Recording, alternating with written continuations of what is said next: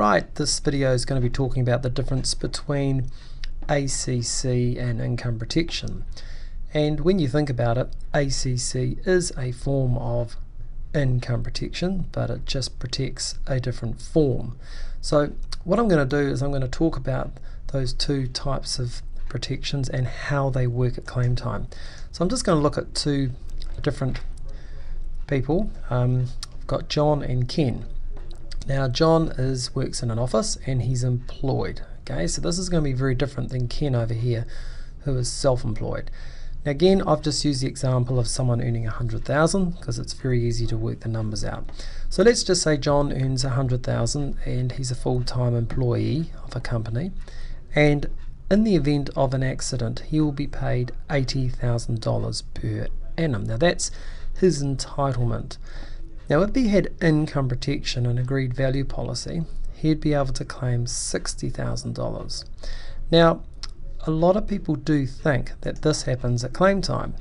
They think, well, if I have an accident, I'm going to be able to claim my ACC and I'm going to claim my income protection. Well, that's not true. This is how it works. The ACC side of it completely offsets the income protection. And that's why income protection, you'll never see it above 75% because of this very reason. So it's completely offset.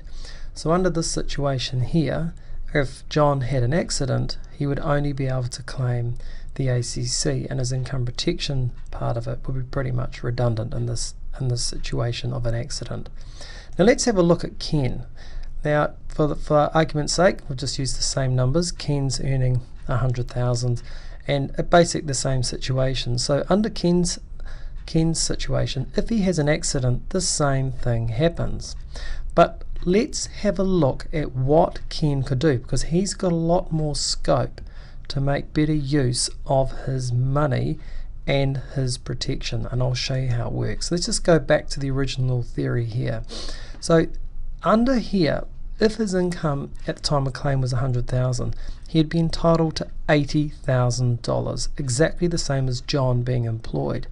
But what Ken can do is he has the option of doing this. So he can actually reduce his ACC level of cover by choice. And therefore, if he was to make a claim on his, if he had an accident and he wanted to make a claim, this would happen. It would be put on top. Now, why is this a good thing to do, to pull back your ACC levies down? Well, I'll show you.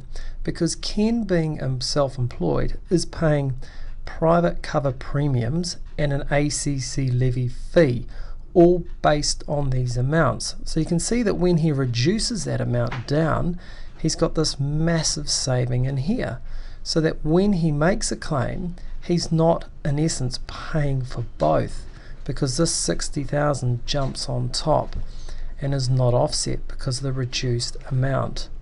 Now that's why, and that is basically the difference, and the key difference between ACC and income protection, especially for those that are self-employed.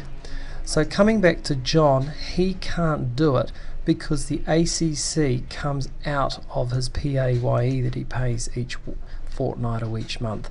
I hope you enjoyed that video. If you have any questions, you can call us toll free on 0800 500 501. Thank you.